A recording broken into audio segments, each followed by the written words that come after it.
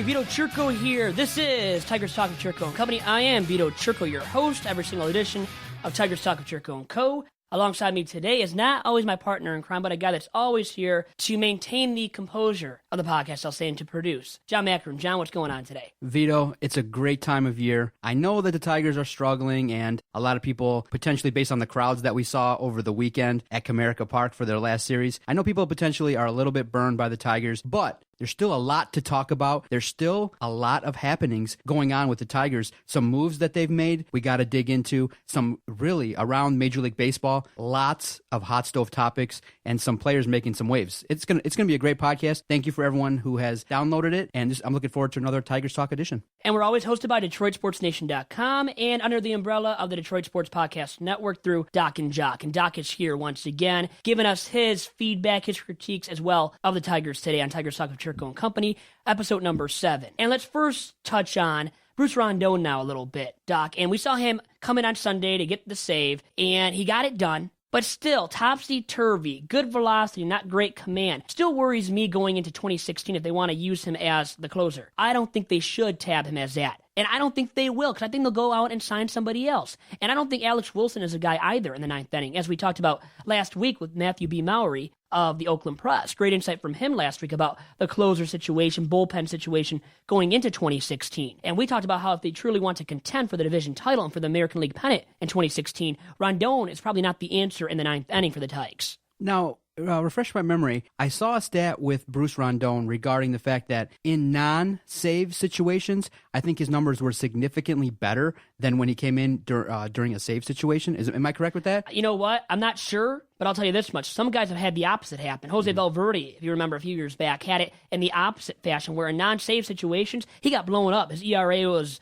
above 4.5 as well, I believe. Now, Rondon, I think maybe in the pressure-filled situations, the pressure gets to him, gets to his head, takes over him, his body, his mind, and everything. And maybe that's when he can't manage or go against a lineup as well, and good batters in a lineup. And I think we've seen that in save situations as well. And if the command is still iffy going into 2016 after we see him in spring training, and this, as I call it, extended spring training for the Tigers and their roster of youngsters and just roster of players, then I think the Tigers have a big concern on their hands and have to go in a different direction to answer the bell in the 9th inning. Now, with Bruce Rondon, the problem is consistency. As a closer, you want a guy that when you count upon him, gets you the save more often than not. I mean, yes, there are situations where you're going to blow a save here and there, and you want a guy with moxie and come back. But the Tigers need a guy that they can consistently count on to get 45 to 55 saves. And they've groomed Bruce Rondon for that spot. For a long time, though, now. For a long time. And he's got the ability, even after Tommy John surgery,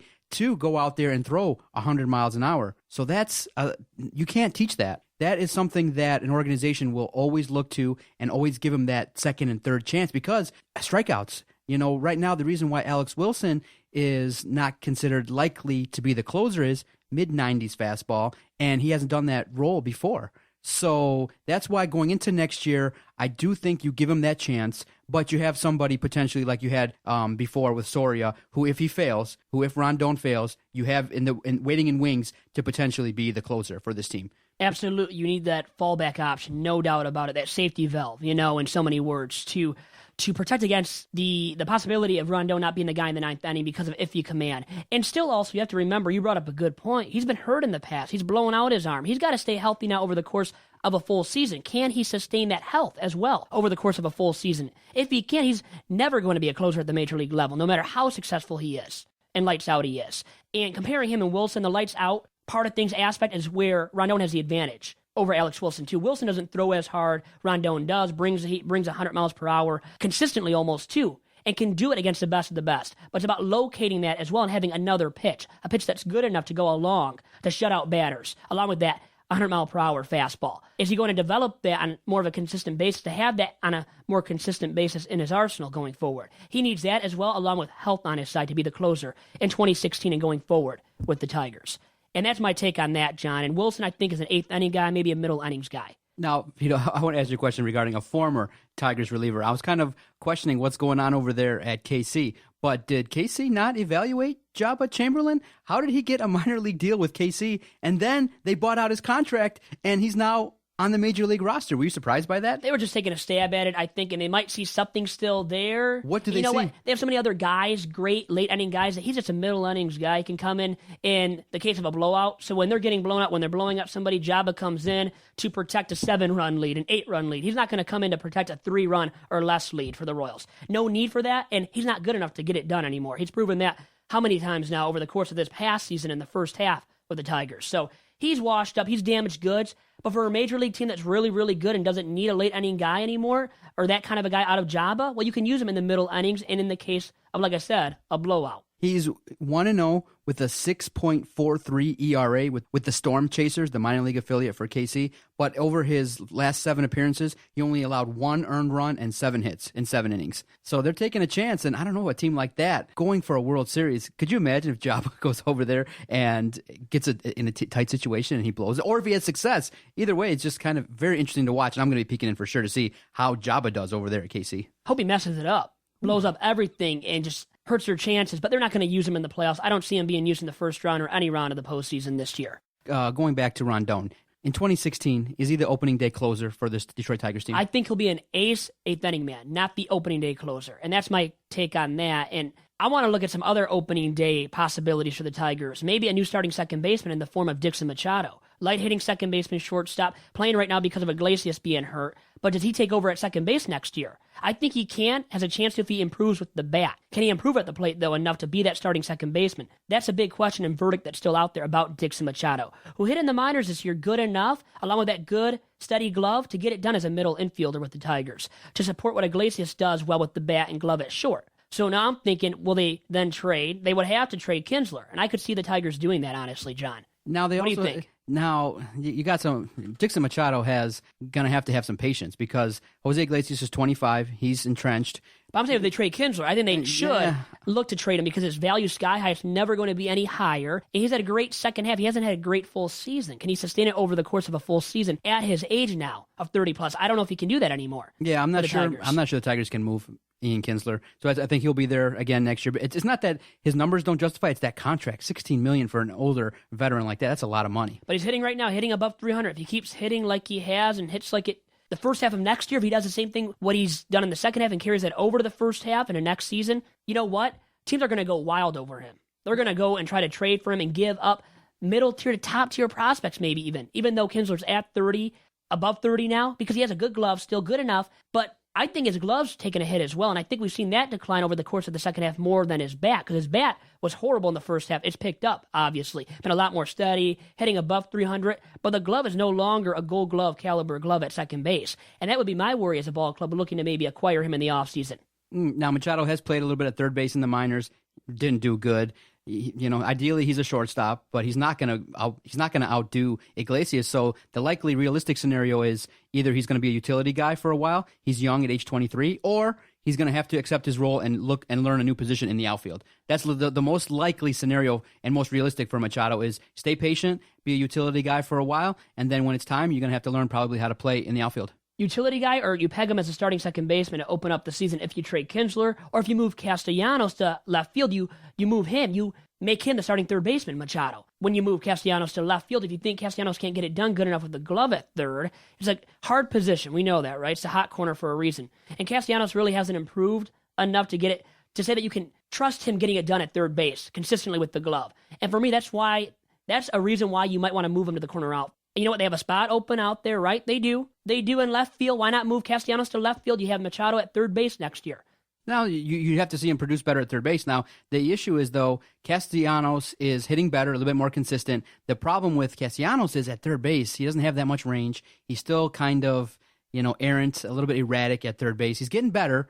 It just seemed like his going to the outfield, going back to third base, going in the outfield, didn't help him progress as a third baseman because his defense is tough. It's tough to watch, and he's a little bit considered a liability over there at third base. But I don't think Machado's going to do that. I don't think he's going to be pegged as a third baseman. Castellanos is going to have to just improve. I think so, or they'll go out and acquire another third baseman to supplant Castellanos at third and to move Castellanos into the outfield to left field where he's probably better suited to play. It's an easier position, so not as defensively trying. Third base is a hot corner, like I said, and that's where he is right now at offensive liability. But putting Machado there, as you said, might be still asking for too much and far-fetched of an idea, too, because Machado has been a middle infielder okay, for the most part in his minor league career leading up to this. I think he's played third maybe a few games, but consistently second and short. He's going to be a second baseman next year for the Tigers, opening day starter at second if they trade Ian Kinsler. Or he'll be that backup middle infielder that can play third here and there. Spelling Castellanos or the guy that they acquire in the offseason to start at third while moving Castellanos to left field. And that's what I would do, honestly. If I was Al Avila in his shoes right now, I would move Castellanos to left field and acquire a third baseman. Okay. Now, like I said, Machado has more competition out there in the outfield because Tyler Collins, who's come up, has gotten some consistent hits the first few games now since being called up. He's looked good. You got Steven Moya. So the competition in the outfield is going to be tough. So it's going to be interesting to watch what they do with Dixon Machado, for sure. Definitely. I'm looking forward to seeing it. And, right now, as is, he's going to have to sit and wait. And, John, the big topic right now, you don't have Daniel Fields out there as an option going into next year as of right now after being DFA'd. Now, he could clear waivers and come back to AAA to play for Toledo, where he had a weighted on-base average of 328 for the Mud Hens and 17 stolen bases. Still young, very young at 24. Was considered a top prospect in the Tigers farm system at one point among their outfielders. And has probably better range than Moya already, better ability to hit for contact, hitting for average. Fields has the advantage. Okay, the edge over Steven Moya. Moya is a power or nothing guy, long stroke, strikes out a ton. Fields not as much, can hit more for average, a better fielder, I think, as well, and can play center field. And they've just DFA'd him, okay, for no logic for Josh Wilson. I don't get it at all. Well, refresh my memory. He was brought up early in the season, and the Tigers were struggling a little bit on offense, and he's a left-handed bat. And the first couple games that he was brought up, he was not there. Then when he came up, his hitting left a lot to be desired. That's what I remember specifically. Then I started to watch him because he was a guy that was, hey, a left-handed bat that's in the Tigers organization. Let's keep an eye on him because he was considered one of a few prospects that maybe potentially could come up and help us. When you started to track him in the minors, he struggled mightily, and he didn't really break through. So I understand potentially that they looked at his numbers, they looked at his productivity, and it wasn't nowhere where it needed to be. And so that's why I think he got DFA'd. But for Josh Wilson, that's a little bit tough. And the interesting part will be, I don't think, and I agree with you, I don't think he'll be picked up by anybody. He'll clear waivers. So I think they're taking a chance. He could get picked up, though, potentially, right? Yeah. He's that's young the risk enough. to take. He's a prospect still, middle-tier prospect now, not a lower-tier prospect because he struggled at AAA in the minors for the Tigers this year. But still has that prospect status, still young enough to do something at the major league level going forward, and has a shorter stroke, more of a contact stroke, ability to hit all pitches, right, for average, more than Steven Moya, as I was trying to get to in reference before. And that's where I have concern with Moya being that fourth outfielder, starting corner outfielder and left fielder next season for the Tigers. Can he get it done good enough with the glove? Now, it's not a trying position in left, but also hitting for average consistently. He can hit one out, maybe connect on a fastball or a pitch left over the middle of the plate that's hung, okay, a curveball that's hung. But can Moya hit other tougher pitches that come in, on the inside? Can he hit those inside pitches? I don't know if he can hit those ones that really battle him, that really make him have to fight for a hit, for a bloop single, to get that bloop single. Can he do that enough to hit for a high enough average to sustain a starting job or even a fourth outfielder job at the major league level? That's my concern right now about Moya. I think good pitchers will get the best of him way too often for Moya to really maintain a job at the major league level. Where Fields, if he develops more of that all-around bat, I think he could be more of that sustainable guy who sustains a roster spot for more of the long term than Moya can. And that's my opinion about those two guys right there. Now, before we get to the guest that you have lined up for us, great, I'm looking forward to hear the review of the book. And who's the guest again? John Falk, former U of M football equipment manager. He was a manager from 1974 until 2013. So during the tenure of Bo Schembechler, then four other headmen, Gary Moeller, Lloyd Carr, Rich Rod, Brady Hoke. All those guys he traveled with, coached on, or helped out on the sidelines with, and would mentor guys.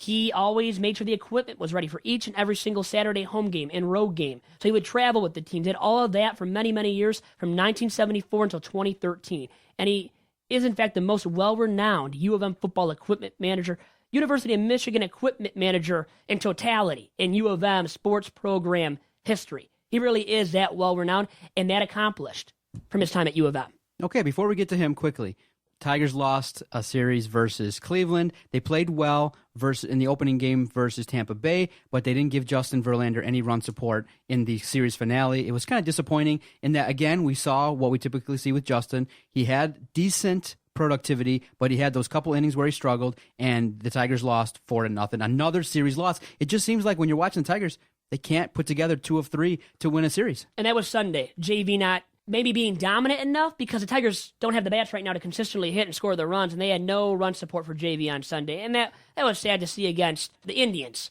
And then yesterday, Monday, the Labor Day game was actually the game where Rondon got the save, and that was good to see struggled. But going back to JV, his start on Sunday was more than good enough, John, but the question about the Tigers is, can they support these pitchers not going forward? This year, no. And that's why they have to add bats to contend in 2016, because JV will want to get the run support and deserves it.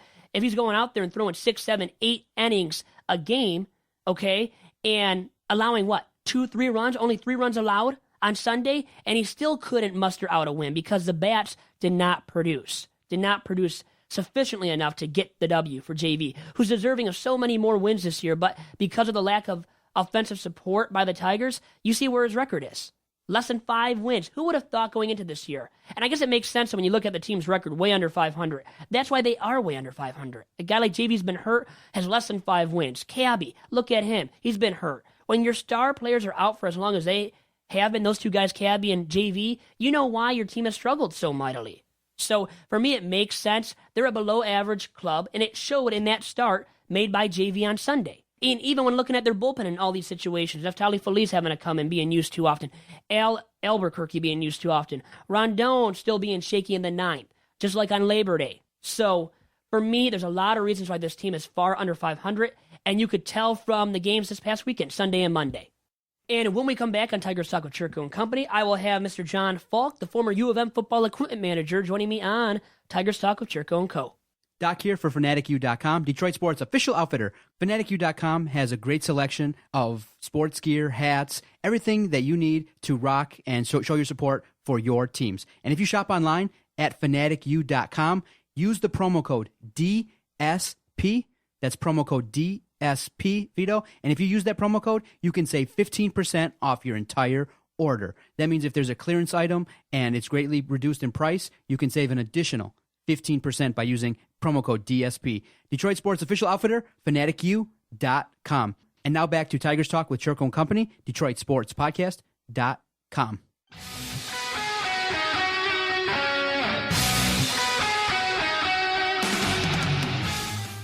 And with us now is Mr. John Falk, former U of M football equipment manager. He managed the football team from 1974 until 2013. Very long time.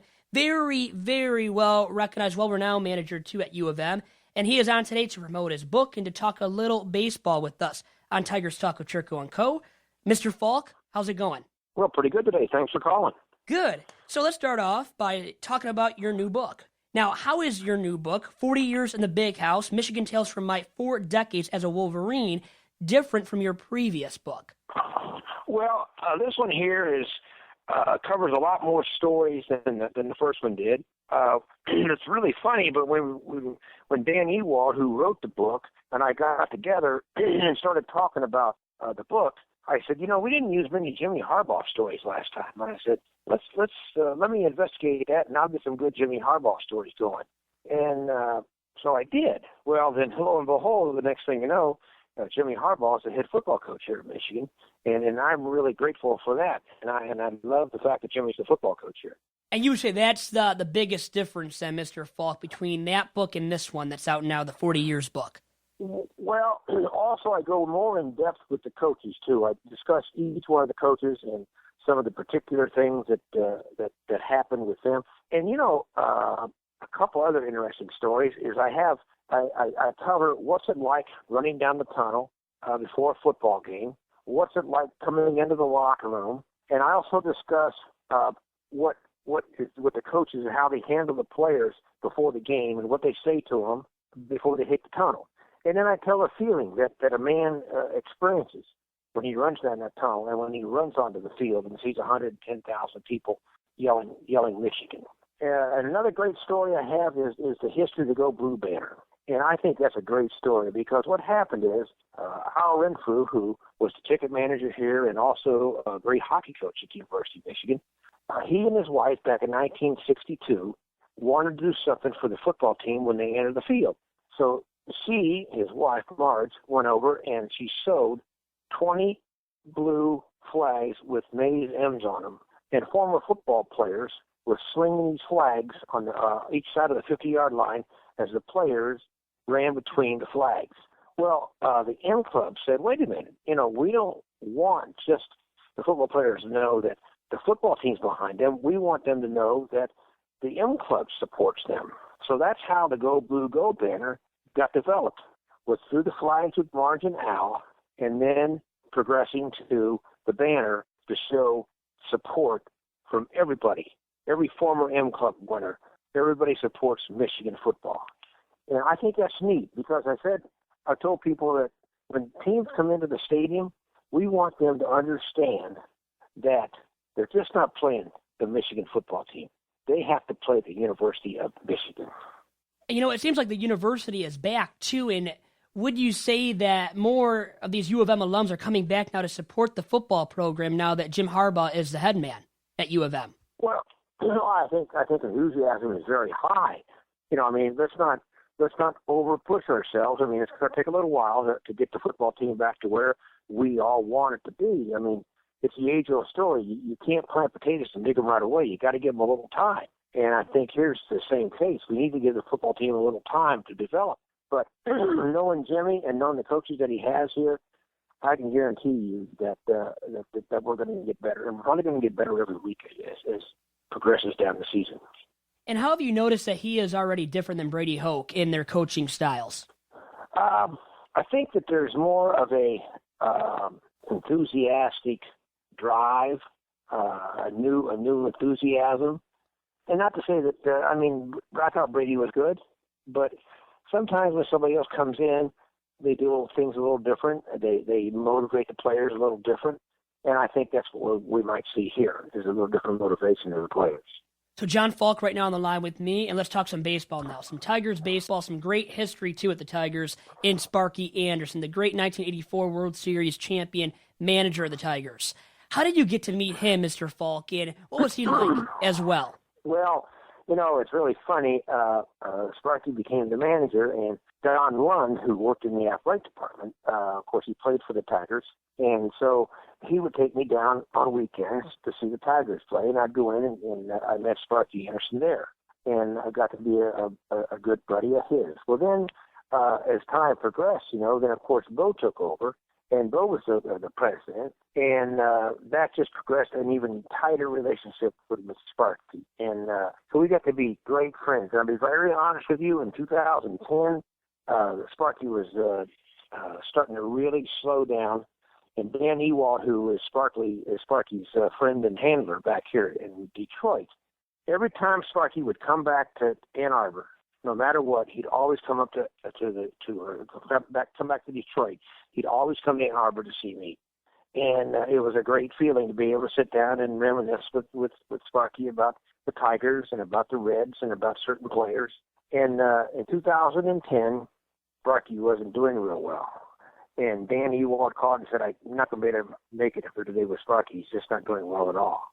Well, then about 10 minutes later, he called. He said, John, I just want you to know we're on our way. Sparky said he was not going to leave until he got to see me. So he came up to visit with me for a good hour. And you could tell it was starting to wear on him. But he stayed for an hour, and we talked about everything. And at the end of the day, when he got ready to leave, he turned around and he hugged me and says, John Falk, I love you. And I said, Sparky, I love you too. And that was the last time I saw Sparky because he went back to California and he passed away about a month or so later.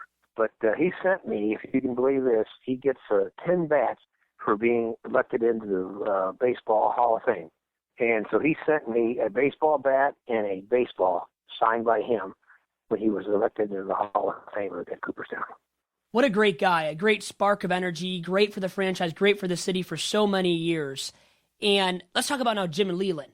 What the kind of guy that he is? What type of guy is he now, Jim Leyland, in comparison also to Sparky Anderson? Yeah, I met Jim. I met Jim when he was manager for the Miami team down there, because the trainer, Larry Starr, was a friend of mine. He was the trainer for the Cincinnati Reds for a long time. So he let me in the clubhouse, and I met Jim and talked to him there. And then, of course, Jim Smakel is a great friend of mine here in Ann Arbor, and he's the quick manager for the Detroit Tigers. And so Jim got me in to meet Jim Leyland. And and Jim Leland and I hit it off. The best story about Jim Leland is this. Back in 2006, in August, I went up to see Bo, and I said, "Hey, Bo, let's you and I go down and see Jim Leland tonight." And he goes, "Yeah, give Leland a call to get us some tickets. We'll go down to the game." So I called up Jim Leland and told him I was bringing Bo down. We went into Jim's office and sat there for over an hour. And Bo looked at him and he goes, "Now, you know, Jim, I straightened up Lakeland down there at that workout center." He said, "I improved that." And he said, "When I was president of this team." And Jim looked at him and he says, "Bo, everybody in Detroit should thank you for what you've done for the Detroit Tigers and what you did for Lakeland down there." He said, "I was there before and I'm there now, and I want you to know something. You did a great job improving those facilities for Lakeland, for us to have good spring training and to have good teams down there in Lake." And Bo said, "Well, I was just doing my job, Jim." He says, "But you know, it's what's funny? Now times have changed. Why, about the only guy I know back in Ann Arbor now is Falk, and look how times changed. He got me tickets to the Tigers game today." That's awesome. That's awesome stuff. And then Jim Leland really was grateful for Bo Schembechler. And speaking of Bo, he was the president of the Tigers for a few years there in the 90s. What do you think is his lasting impact on the Tigers organization? Well, the first thing I can tell you right now, of course, I know a lot of the players that were there when he was there. Dan Petrie, Jack Norris, and Alan Trammell. Those guys, one thing that they'll always say about Bo was when he came in there, the first thing he did was he took care of the players. He made sure they had good hotel rooms. He made sure they were able to all fly to the games. He made sure that all of their accommodations were first class. And that's the first thing all those guys will always say is the one thing about Bo was he took care of us. He took care of the players. Because that's just the way Bo was raised. Always take care of the athletes. They're the ones that play the game. And I know that every one of those players appreciated what Bo did for them. In his next story about Dan Petrie, when I got married back in 1987, he drove all the way from Detroit to come to the wedding that day. And he spent some time with me in the evening, and he went to the reception, and he was driving home. And that was the time that Dan found out that he'd been traded on radio to the Los Angeles Angels. And he always laughed. He said, "John, I didn't even know he got traded until I was listening to the radio driving back from your wedding." First-class anecdotes from a first-class man in John Falk. Thank you very much, Mr. Falk. And really quick, where can we find your new book right now? Right now, the book is at all major bookstores, Barnes & Nobles, Nicolaus Books at Ann Arbor, Amazon.com. So it's been going well. I noticed on Amazon.com that it's ranked number 4 right now in the Midwest for books, biography books, and history books in the Midwest. That's great stuff. So it's been ranked pretty good right now.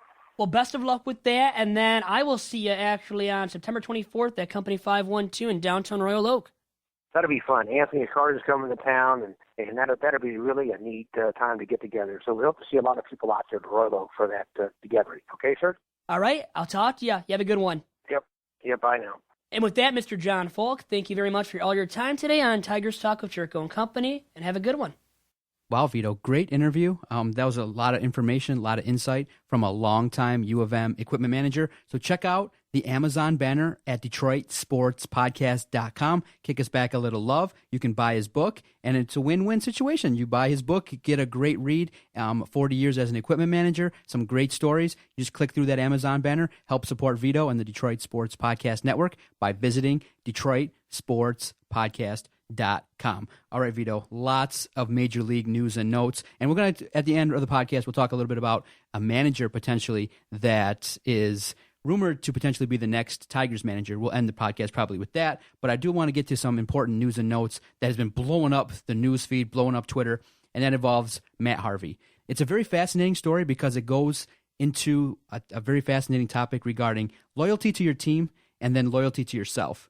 Matt Harvey, who missed the entire 2014 season with Tommy John surgery, is now coming back, and he's near 180 innings pitched. He's at 166 as we record this podcast. And it's kind of come out that, potentially he's told the organization, hey, I'm near my 180 inning limit that we agreed upon. And since that's come out, the organization's been like, whoa, we didn't talk about that. And his agent's like, yes, we did. So that sets up an interesting scenario in that who's telling the truth. And then it sets up another interesting facet in that should Matt Harvey kind of deactivate himself ahead of the Mets playoff push? Now, he said, I will pitch in the playoffs should we make it there. But if he doesn't, they're not that like the Mets aren't, they're only 4 games in the lead in their division. So they may not make the playoffs should he go down. It's, at the end of the season, a team could come up and potentially knock them off, and they may not make the playoffs, or they could be seated potentially lower because he's not there. But in my opinion, honestly, I'm give you straight up, I think that Matt Harvey deserves to make this stand. It's his career. When you're sitting on $200 million, you got to do what's best for yourself. But at the same time, the New York Mets also now have to seriously entertain what they should do with this guy, because he's an asset, but at the same time, he might be doing some things that are potentially hurting the organization. And players don't dictate to teams what should happen. Teams should be out in front and be like, we've decided together that this should happen. So for this to come out from a player kind of shows that Harvey's a little bit in control here. And from an organization standpoint, that shouldn't happen. I can see as a player why you want to be in control. It makes sense. But for Dr. James Andrews to be communicating with Matt Harvey, the Dark Knight of New York, their ace, and not the New York Mets as the organization, I don't get that. And where did something happen in terms of the communication going by the wayside? Because Dr. James Andrews should be communicating with the Mets directly, not directly. Now, he can talk to, obviously, that's his client. He's going to talk to Matt Harvey because he performed the surgery on him. But aren't you going to communicate what you have as knowledge about the surgery, about the operation, about Harvey and his arm, and about pitching going into the playoffs with the New York Mets as well? And that's what I don't get right now. Why wouldn't they have talked to the Mets as well? And maybe even before talking to Harvey about all this, because the Mets, obviously, as you said, ultimately dictate the decision made to whether or not you use Matt Harvey in the playoffs and whether or not you conserve him now. And that's another big question now. Do you conserve him right now, the rest of the way in the regular season, and sacrifice your best arm, right, your ace, for a chance to go to the playoffs? Or do you sacrifice him once, you get in, if you do get in? Because really, you're risking that now. You can conserve him now, rest him now, and then you can risk not getting to the playoffs, okay? Or you rest him in the playoffs once you get there. So you use him now, you pitch him to 180 until he maxes out at 180, maybe a little bit over if you're really bold. But he's probably going to go to 180 this season in the regular season, okay? And then pitch with an innings limit, it sounds like, in the playoffs. So how about an innings limit then in the playoffs? Kind of conserving him, but not shutting him down for the playoffs, when it could be the only chance the Mets ever get to win at all, to win a fall classic with Harvey as their ace. And that's why you have to take advantage of it. You can't sit him during the playoffs. I could see right now missing a start or two, skipping him for a start or two the rest of the way until you get to October, okay? But once you get to October, you got to start him. You got to start him every 5th day. And maybe not on short rest. Okay, that's risking his arm, his potential for the future of being an ace. But you got to start him. When you have him slotted to go on your rotation, you got to start him in the playoffs. Right now, it's not as big of a deal. But then, as you said, what if they falter down the stretch here? You were kind of getting at it with the Nats now coming up and maybe catapulting them or getting close to catapulting the Mets atop the NL East division for that division crown this year. What if the Nats get that close where they're only a game or two back? Do you then have to start Matt Harvey and you forget about your method of conserving him now for the playoffs?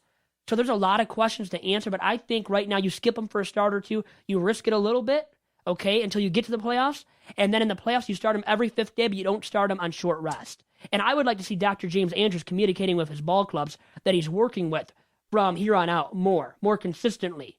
So whose side do you think has the upper hand? Now, in this situation, you can honestly look at both sides and say, well, they both have fair points. The organization needs Harvey to pitch, and that's their asset. They're paying him to pitch. And if the organization says, well, Tommy John, who the surgery is named after, if you recall, and you look up his story, and I definitely have, because just the sheer number of pitchers who are coming back and having strong careers is fascinating. So I looked into him, and Tommy John, when he had the surgery the year after, pitched well over 200 innings, and then he went on to have another 14 years of solid pitching as a pitcher with the surgery that he had that's named after him. So now you have two schools of thought. You have these old school players who are like, I don't care. He came after a surgery. If he's cleared to go, he needs to go. And now you have these new school agents and athletes who are like, I see my colleague getting $200 million guaranteed. My guy hasn't gotten there yet. If he's taking this chance, he blows out his arm. It's done. We don't get the guaranteed money. So that's where the caution is that the number is so big. He's slated to make roughly 10 years and potentially $200 million on a contract. And with that, I understand the player trying to dictate this. I understand that completely. But at the same time, the organization should be the one in charge and should be the one dictating to the player what's going on. So my honest opinion is I'm a little bit disappointed in Harvey in this stance, in that maybe should have been kept private. This should need to be talked about behind closed doors. But if it hasn't been agreed upon with the organization, Boris is definitely going to make it public. But it's happened before. Look what happened. Strasburg for Washington got hurt. He was shut down, and they had a good team. They got to win it all, right? They had a chance to be that dominant team in the postseason. It didn't happen. They watched it all away by sitting him for the playoffs. And think about it now, the Nets might not even get to the playoffs this year when they had a great roster, great first half. They might miss out completely. Harvey, do you really want to risk that where you have a chance to win right now and you risk sacrificing what you have right now in the form of Harvey and Ace for the future, for great seasons out of him in the future? When your team, you don't know what state it's going to be in, because you can have a great Ace and Harvey can be a dominant Cy Young caliber guy that wins multiple Cy Youngs, but the team around him still has to be good enough to win fall classics. Now, the team, will it be good enough? That's a sacrifice you're making right now. You're risking the current for the future, which is a smart method usually, but not when you're ahead by 4 games in the division and you're going for a pennant in a World Series for a ball club that really hasn't been that successful in recent memory. So they don't really know success. Well, this time you're successful, let's go for the bacon. Go for the grand prize then, right? When you got the guy going right now, he's healthy right now, so you keep him healthy by maybe skipping a start or two right now, and you don't pitch him on short rest in the playoffs. And they have other good starting pitchers anyways, okay? Syndergaard, they have him. They have other guys, young starters, DeGrom. They have other good young starting pitchers and a veteran guy like Bartolo Colon, who's 42, who just pitched a shutout, I believe, the other day, and he's been getting hits, and it's been funny watching him, but he's been productive for the Mets as a back-end veteran presence. So they got other starting arms, so they don't have to start him on short rest in the playoffs, or even use him too much going forward here. Use him a few starts, get him to 180, like I said, and then you don't start him on short rest in the playoffs. But you can't shut him down completely, and I would like to see the Mets dictating it. I know you were asking me that as well. The Mets should dictate, every Major League Baseball organization should dictate what their players are doing. If the manager, if the GM wants to play the player, if he's healthy, the player, you got to play the player, and the player has to commit to that. Be willing to commit to that, to what the manager asks of him, what the GM and owner asks of the player. Should always be that way with the player. But now I guess it's different than back then when Tommy John was pitching all these old school guys, because there's more money on the line. They're risking more, and they want to be able to get that $200 million ultimately. Well, if they have another arm injury, blow out their arm again for a second time, it's harder and harder to get back from that. It's hard enough to get back from it a first time, right? The first time it happens. Another interesting caveat is the power of super agent Scott Boras to dictate what's going on to the organization, because Scott Boras represents a lot of high-powered, high-talented, high-paid athletes, and should this not go potentially his way, then the relationship between him and the Mets may sour. And he is, not going to probably take it personally in terms of business, because you never really cut off any options that you can. But he may steer another high-priced free agent to another organization like the Dodgers or Washington or the Tigers or the Yankees and be like, I'm not really, maybe not going to answer the call of the Mets this one time, and see how that feels when they want a guy and the Mets lose out on that guy, right? Because of Scott Boras and what Harvey has done now. So Scott Boras is dictating a lot, and you can tell that he's definitely advising his client. 180 innings, let's just stick to that. And he wants that commission, and he's going to do what's in the best interest of Scott Boras' agency and for his client. And I give him credit, but it's not a good look for the Mets. It's not a good look at all. For Harvey, right? I mean, he's talking for the organization before the organization even has talked to Harvey face to face, right? So now they should be talking together. So now you're the Mets. You're hearing this kind of talk. He's a guy that's an asset. I would trade him. I would look to get as much as you can. You could potentially get 4 to 5 good players, and you can potentially save yourself a boatload of money. If you got a guy like that, and you know that he is trying to potentially maybe not give it his full abilities because of maybe some nerves or is scared of hurting himself. Because of Boras talking in his ear, right? I would say look to trade him. But you save him for now, to win now. You're trying to win a pennant. You're a good ball club for the first time since what?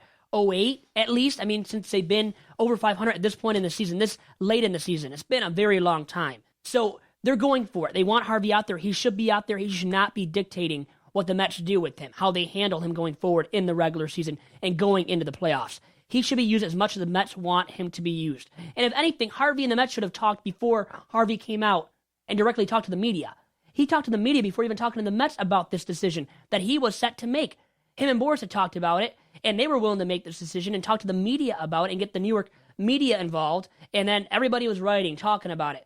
Well, the Mets had no clue, right? They were backstabbed, totally blindsided, and that wasn't cool on the part of Boris and Harvey in doing that to the New York Mets, who is the organization that Matt Harvey plays for. It's his employer, and he's doing that behind the back of his employer. Usually that costs you your job and other lines of work, doesn't it? Now, in baseball, because he's an ace-caliber arm, he's worthy of a $200 million contract one day. He's not going to get booted just because of that or fired from his job. They need him, and they need him for now, and that's why the Mets should dictate what they want to do with him. And they should handle him in the manner of what I told you. Skip a start or two, and you use him every fifth day, but not on short rest in the playoffs. And that's my answer to this dilemma for the New York Mets. Now, this week, Vito, is not a great week for the Major League talent and their public relations with the fans. Labor Day, great games. The Tigers played. They won a great game versus Tampa Bay. But Bryce Harper kind of commented on the fact that the national fans left in the seventh inning in a tough game that Washington played versus the Mets. Now, Washington lost. It was a tough game, toughly bad, hotly contested. Washington and the Mets are, going for it. And the fans, it's Labor Day. It's a time to spend with family and friends, have some drinks, get out to the ballpark. But obviously, you don't want to be at a game for 2.5 hours, 3 hours when you have maybe a cookout or you have other plans going on. So the fans in Washington left, and they left early. And Bryce Harper did not take too kindly to that and said, yeah, well, they left in the seventh inning. So that was quite brutal. And it kind of calls into question, why would you call out the fans, the paying customers? And I just think that, yes, it's understandable, something you can talk about with the boys, something you can talk about with your friends or with the other guys in the locker room. But to the media, that's the paying customer. The customer wants to come, drop his money, and leave in the second inning. Yeah, it's tough, and you want that support, but you always got to spin it in a way that's positive, talking about the fans. Now, I don't see ever a situation when an athlete can talk about the fans where it really be positive. And I really think that Bryce Harper needs to kind of reevaluate that and maybe be talked to a little bit and say, hey, listen, it's a holiday. People are coming out here to support you. They are coming out here to cheer. Yeah, it's the Mets. And what irritates, I think, athletes a little bit more is that there are a lot of Mets fans. Right? And Washington fans. In the stadium. Yeah. So it really upsets these athletes. And then they get asked the question and they're like, yeah, it's brutal. We want the support and da-da-da-da-da. But in my opinion, they should just relax, understand that there is a way to there's a way to rally support, but not call out the fans. And Bryce Harper, violation, wrong. Yeah, big time violation. And I think he should understand now, after playing in the majors for a few years, you can't say everything that you think. Every thought that comes to your mind, okay, you can't say it out loud to the media because they will just carry it all the way to the end zone, all the way to, for eternity. And they will never drop it. So Bryce Harper, that was a stupid decision on his part. I feel his pain a little bit, but the Nats have been sucky. They have been sucking it up. They're falling behind the Mets. Now, they just won a series recently against a bad ball club. Forget who it was in the NL, but it was a bad ball club they beat up, won 3 in a row against. Now, against the Mets on Labor Day, it is a holiday, though. But the fans should be there, but they are the paying customers. They decide whether or not they want to attend and be present for a game played by the Nats. But, as you said, then it looks bad on the part of the fans because more Mets fans are there. But it still is New York, okay? The media capital of the world. They're going to travel. They love their sports teams. It's just always going to happen. But I get the point that he was trying to make. There should have been more fans, ultimately, because they're in a pennant race right now. They're in a divisional race. And they're still close enough. Even though they've fallen on some rough times in the month of August specifically, they still have a chance to win the division. And against a team that's above them in the division, they can catapult maybe if they play sufficiently, well enough against. And nobody's there to support them in that cause to catapult the Mets, a team they're seeking to catapult. Well, then it looks bad on the part of the fans. And Bryce Harper has something to say then because he's brash. But he's got to remember, you're going to be offending a lot of fans, though, that could be showing up maybe on a non-holiday, okay, going forward. And now will they want to show up as much as before, especially when your team is struggling? Maybe not. So I think he might have cost himself a few fans here and there, but ultimately it's about the team winning. If the team is succeeding, fans will show up. They will pack the stands in Washington for the Nats. And hopefully they will support the Nats more going forward because they could use that fan atmosphere as they try to compete for this division title with the Mets in the NL East, who might be a better team at this point after seeing what Scherzer has done in recent memory, a 5+ ERA in his last 10 starts, I think now, at least since the second half has started, has not been the same starting pitcher. ERA above 5, I believe, John. That's how bad he's been. So I guess luckily he took an insurance, right? He took that out on his arm, and that's in case of an injury. And that's how precious, though, these arms are nowadays for these guys, because they know how much money is out there on the open market, and that goes back to the case of Harvey. He knows how much money is out there. That's why guys are doing the things that Scherzer are. And he sees now how Scherzer benefited from taking that risk, not re-signing right away, and really kind of dictating what he wanted to do, because he kind of did that with Illich and company there in Motown in his last year, and Scherzer got away with it. Harvey now thinks, well, I'm a big guy too, I can get away with it, and he's going to try as much as possible to dictate what he wants to do. Just not a good look, and it's a shabby look by Harvey with what he did, and with what Harper did with the fans there in Washington. All right, now, I like a lot of Major League Baseball coverage at ESPN, at Baseball Reference, checking stats, Fangraphs, Bleacher Report, Sports Illustrated. Also, the USA Today, they do a lot of power rankings, and they came out with their recent power rankings in terms of the teams in Major League Baseball. What do you think about these top 5? The Cardinals, Kansas City number 2, Pittsburgh 3, Toronto 4, and the Dodgers 5. You agree with that slotting, and are you seeing these teams really kind of making their final pushes to win the division and get into the playoffs? Where are the Cardinals at? Cardinals, number 1. Number 1 makes sense. And then you said the Pirates and Dodgers? No, Cardinals, Kansas City, Pittsburgh, then Toronto. And the Dodgers. Dodgers 5th. So Toronto, I still say, is that best team in the American League. Now, they don't always show it because of a lack of pitching, and Burley got bombed. His shortest outing this year he just made yesterday on Labor Day for the Jays. He got rocked by the Red Sox, who are heating up with the bats. But Price, I like a lot more than Cueto. And that's the reason why I like the Jays, and their lineup is stacked. Tulo's hitting, Edwin Encarnacion is hitting, Jose Bautista, Joey Bats, as I like to call him, and other people like to call him. The middle of that lineup is packed, jam-packed. And the Royals have their bats, who have been a lot better this year than maybe in recent memory. They've come out of their shells and become really elite ball players. Lorenzo Cain to be named, he's one of them, definitely. He's their stud player, really, in that lineup. He's the MVP of that ball club right now. He's really come to form, really come to an elite form. That's how good he is now. In the middle of that lineup, he can get on base, he can hit for power, can do everything. He's a great bat to have in that lineup, and really, he can bat anywhere in that lineup. He is that good, hitting for average and for power. And then you have Gordon back now. He's returned from the DL. He's a big asset. So really, they need him. They need Salvador Perez to hit as well, along with Cain, along with Hosmer, along with Moustakas, who is off and on still. I don't totally trust in Moustakas.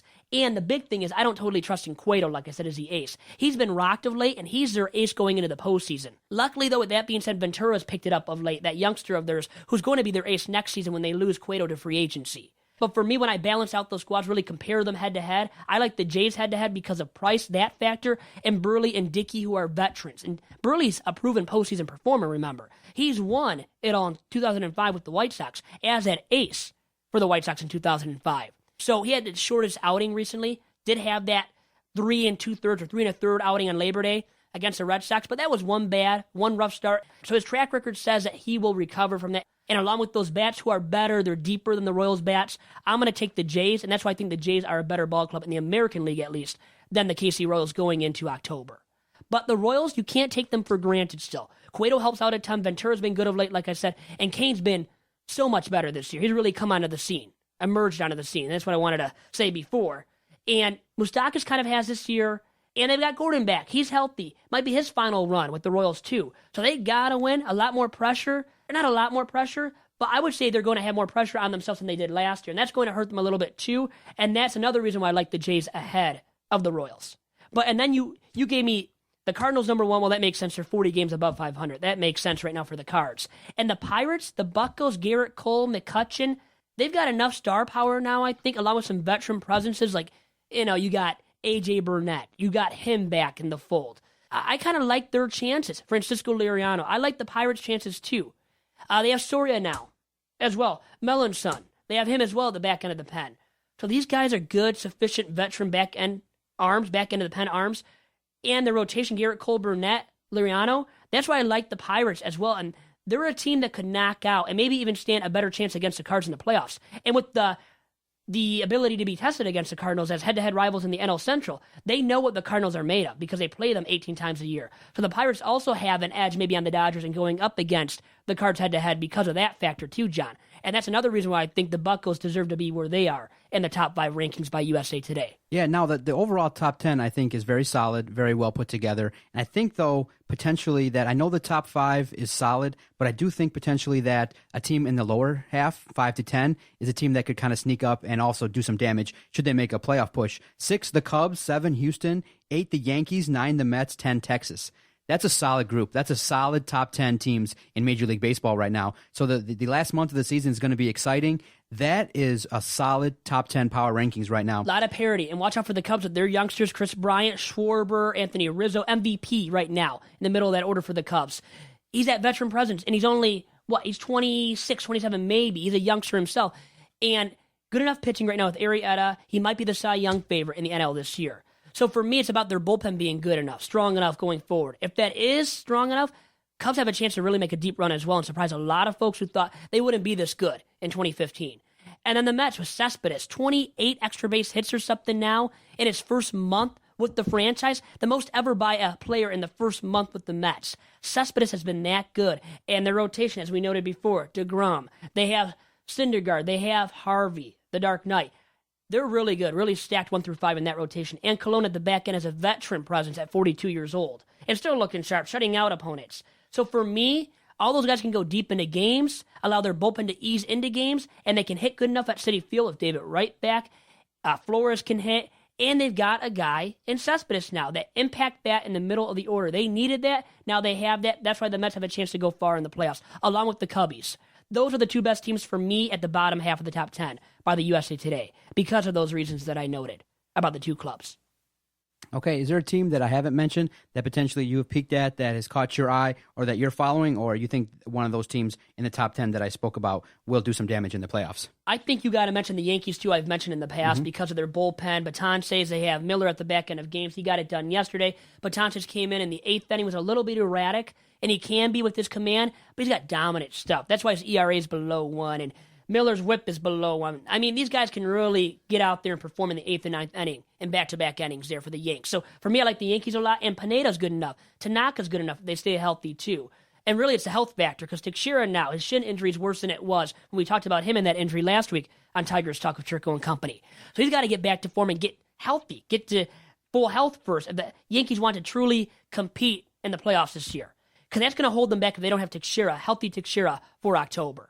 Okay, now to end the podcast, some news that's kind of been and rumors regarding the next Detroit Tigers manager is starting to come out because when you have a season like the Tigers have had, very disappointing, people are talking quite a bit about the fact that is there a lack of leadership? Is there, is Brad Ausmus's message getting through to these guys? There's been several incidents of perceived lack of respect from the players, from the way they play, to missed signs, to difficulty catching on to the basics of baseball, to the way that Brad Ausmus has used the bullpen, to the in-game decisions that he makes. Lots of factors when you evaluate Ausmus kind of point to the fact that it's time to move on. And it's not, it's not only coming from our podcast, it's coming from everywhere. Everyone kind of thinks that Brad Ausmus is destined to potentially be in San Diego, or if he's let go, his number will be dialed up by a lot of general managers and he'll find a spot somewhere else.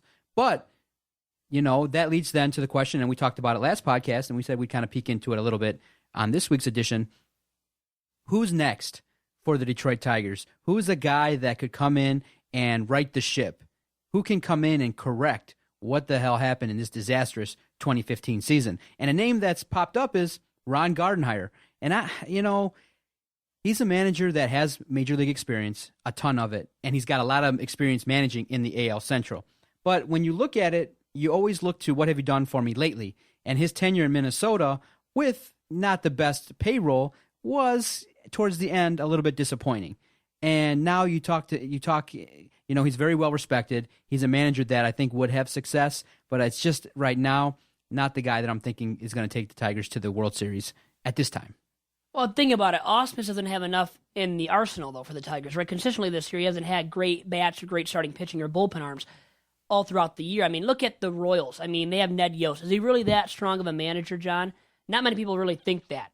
Okay, he's not highly touted. He almost blew that game, that wild card game, against the Athletics last year when he pulled his starting pitcher a little bit too early there. So the bullpen kicked into full gear and really made amends for what he had done in that game against the A's. And the Royals came back and won. We know what happened after that, went all the way to the Fall Classic. And it's about the youth. How about the youth factor? The Cubs, what they have. Chris Bryant, Schwarber, Rizzo, all those guys, Arrieta, youngsters for days. If you had that in your arsenal, and what the Royals have of Kane, Perez, it's a different story then as a manager. You're more at ease, right, to manage a ball club when you have that youth and a good roster, and not just a few good players, but a good core of young players. And throughout not just your lineup or rotation, but all around the ball club. So Ausmus hasn't had that benefit, but to get to your answer here, Ausmus, we've known about this for a long time, right? The conclusion is going to be that he's done at the end of the season. He won't last. There's like a 1%, maybe 1% chance, John. Right. It's maybe. almost certainty. It's going to be a miracle, I think, to keep his job. But for Gardenhire's sake, he might be done managing completely. A little bit older now, might want to just sit out completely, go into this or that, just like Jim Leyland. He's not as old as Jimmy, okay, as my boy Jim Leyland. But Gardenhire might just say, I'm done. I've had enough here. I've managed long enough with the Twinkies. Was a great organization to me, but do I really want to get back into the ring, thrown back into that fire of the managerial spot with the competitive, heavy-duty competitive ball club with the Tigers? If they make the right moves, we think they can be that heavy-duty competitive ball club. So Gardenhire might choose to just sit out the rest of the way and not even manage again. But if he does want to come back, I would look into him. I would, John. I admit that. But he's proven, too, he can't get it done in the playoffs. He never won in the playoffs with the Twinkies. They got past the first round once, I believe, and all the times they won the AL Central. But he does have that experience managing in the Central Division. But then you can slice it this way. What does that really mean in the grand scheme of things that he has experience for managing in the past against the Tigers? Does it really mean anything in the grand scheme of things? But now, that's what you have to take into account too, John. Now, Vito, this hire kind of has this potential hire has some more far-reaching ramifications. Al Avila is the general manager of the Detroit Tigers. But the question then leads to who's really running the ship. A hire like Gardenhire kind of tells me that potentially the Illiches are kind of implementing their guy, and Al Avila is the guy that's going to deliver the message. Because based on what Avila's initially done in terms of bringing in sabermetric guys, Ron Gardenhire is 57 years old. The opposite, he's old school. It's Jim Leyland all over again. You didn't like Leyland, why you're going to hire another Jim Leyland-esque manager, right? Yes. That's what I think, too, about it, John. The reason why Brad Ausmus was kind of highly touted was he kind of sold us that he knew sabermetrics and would implement that in the in-game strategies and would implement that day-to-day running the ball club. Ron Gardenhire's not going to be, I know he's going to understand the numbers, but these older school managers are going to go by feel. They're not going to, break that stuff down in-game. These new wave managers that use sabermetrics maybe have a slight advantage over guys like Gardenhire. That's a new wave. So it kind of speaks to the fact that Al Avila might just be a yes man. And you can't teach an old dog new tricks. Ron Gardenhire is going to be set in his ways. I think Al Avila, you could say, is a yes man then. Yeah, you could definitely. If Gardenhire's the guy? If Gardenhire is hired, you would say Illich got his way and said, I want a veteran experienced manager, and that's why Gardenhire would be hired over a guy that has more of the analytical methodologies and mindset. And these younger school, these young school guys really are the guys that have the fresh mindsets, the analytical perspectives, sabermetric-oriented perspectives, right? Gardenhire doesn't have that. Gardenhire has probably never used analytical methods to his madness to get guys in and out of ball games, to take his starting pitcher out in the fifth or sixth inning for a guy in the bullpen that is a lefty or whatever. Whatever the reason may be, I don't think he's ever using analytical reasoning to take out a guy early in the game or to insert a guy into the lineup. He's much like Jim Leyland, relying on feel, as you said. But at the same time, you want respect from your peers, from your players when you're a manager, and he will get that instantaneously. Gardenhire can do that inside a clubhouse, just like Jim Leyland. But if you're going in the opposite direction from Jim Leyland, who's an old school guy who relied on feel, you're not going to hire Ron Gardenhire. So if they do, I agree with you full-heartedly that they will be saying, everybody will be able to say that Al Avila is a definite yes man. Wow. See, and the tough part in looking at this is a guy that's been in the American League Central. He's a guy that's managed the Minnesota Twins, and you can't overlook his last 4 or 5 seasons there. It was pretty bad, and they had some talent. No, they didn't have the payroll, and the Tigers definitely outspent them significantly. But I just think that in this situation, I would like a new guy, someone that has experience but also is a little bit younger and can also use the sabermetrics and can also relate to the players. I just think Ron Gardenhire is going to be – he's a guy that probably will have success, but I'm not sure World Series success. And why wasn't Gardenhire hired after being fired by the Twins? That might be a sign, too. Did he really not want to manage, or was it a choice of the teams out there looking for new managers saying, I don't want this guy as my new skipper because he's an old school, very old school manager who's going to be stuck in his old ways. So that's another thing to take into account. Was Gardenhire maybe just passed up for jobs as well this past offseason? That's not a good sign either. And I think the Tigers are kind of wasting a chance to evaluate who you got on this team, because you never know if Gardenhire is hired that he's going to keep the likes of Omar Vizquel around. He might want his own people, his own bench coaches and things like that. So you had a chance to potentially move Ausmus along now, see what Vizquel could have done, and maybe you had that young guy. But now they're not going to make that move. I kind of get your point, though. It's too late, right? But they could have done that with Vizquel, definitely. Yeah, or you see that he can potentially manage. He can be the guy that's the next in line after Gardenhire. And now you don't know. You don't know what his in-game situation, how his in-game managing is going to be, because he's not the manager. So you now wasted a chance to kind of say, hey, you tell Gardenhire this is the guy that we want you to groom, and he's going to be the next guy in 5 years. But now you don't have that chance. So you're kind of making Al Avila look like a yes man by potentially bringing in Ron Gardenhire, and I don't know if it's the best move for the club as we speak. But hey, I'm hoping I'm wrong. We're not sitting here saying that. Hey, if they hire him and he proves to be great for the ball club, right, and pays off hugely. This right now, huge dividends. You know what? Then we'll take it. First impression, for Tigers fans. Yeah, first impression is kind of the key, and the first impression is kind of like, that's my first impression. Oh, it's hesitation. It really is, because we don't know what he's really capable of at his current age. Is he going to be willing to change his ways to adjust to Al Avila's methodologies of becoming more new school with the analytical perspectives and methods? I don't think he's sabermetrically oriented enough to be willing to change his ways. I think he's done with being willing to change anything about himself, okay? He's set in his ways, and he's won before, so why would he want to change his ways at his current age, I think he'd rather stay retired, stay out of the game, and maybe just assist the Twins. Because he came back in spring training and still helped out with the Twins, by the way, too. So maybe he just wants to stay around the organization as an assistant, special assistant, and do that, and he'd be more than fine and could ride off into the sunset. In so many words that way, too. Yeah, and plus, like I said, hey, if the Tigers go out and bring in a boatload of talent, then potentially they're setting up Gardenhire for the ultimate success. You want the veteran guy then, right? You definitely do. And I think Illich will definitely want that guy, too, if you add the right guys in the offseason. Okay. Great podcast, Vito. Very interesting stuff. Now, just on a lighter side before we end it, I definitely saw your picture on Facebook. It was good. You went down to Arts, Beats, and Eats. I've never been. I hear it's great. A lot of great food, a lot of great activities down there, and it's really a hotbed of activity at the in downtown Royal Oak. What was it like for you? And you got down and got busy with it. It was a hotbed of air dancing, air guitar dancing for me too. And I showed off the air guitar. People were loving. Everybody around me was looking. It wasn't that great, okay, but it was good enough to get an attaboy from you on Facebook. I love that comment. Anybody else that wants to comment on it, I'm on Facebook, by the way, at Vito Jerome, not Vito Chirco. But that's a story for another day, as John and I have discussed here on the podcast and other past editions. But it was a fun time. Puddle of Mud was there. Cheap Trick. And I would say Cheap Trick as the opening act was better than Puddle of Mud, which was surprising. But I guess they both got me going, got me into a groove, and I shook my groove thing, okay? I showed it off a little bit to the public, and my friends liked it at least, because the friend that took the photo loved it, and he put it on Facebook for me, so I don't mind it. It was a great picture. You had fun. You looked like you were letting loose and getting down and busy, and it's good stuff. Now, maybe next year I'll get down there, because I know 105.1 was down there broadcasting. Our boy Jason Jarvie killed it live. It was great. Big audience, and he's doing great things over there, too. So good luck to those guys, huh? Dennis Farrell was there, my guy who I've relied on for fantasy football insight for so many years, it seems like now. You do any fantasy baseball? It's a long time. Fantasy baseball is too long. Wow. I started it, but it's a long season. Yeah, I think that lends itself to more one-day leagues and stuff like that. Woof. Fantasy baseball, to manage a lineup, 162 games. My gosh, you got to be really, really hardcore. Really up on the times. And you know what? I love baseball, but even for me, it's hard to keep up. When I have a job now, I'm out of school. I have more time in that regard, but the job is keeping me busy at Top Cat Sales. So for me, no, I don't have time for that. Love the game, but fantasy football is where it's at. And it's once a week. You got to check your team out. Now, I check it more than that because I'm more hardcore, I guess. More of a diehard fantasy football player than a once-a-weeker. And maybe you are too, John. I don't know. How are you with that? No fantasy baseball at all. How about fantasy football, though? Fantasy football, yeah, I do fantasy You've football. done that for a while, too? Yeah, yes. I do weekly. I do season-long leagues, about 2 to 3 every year. That's perfect enough, and it's enough to still like football and still manage a fantasy football team. Because it's hard to root for your Lions or whoever your team is and then to root for your fantasy football team and players when those players might be going up against the Lions.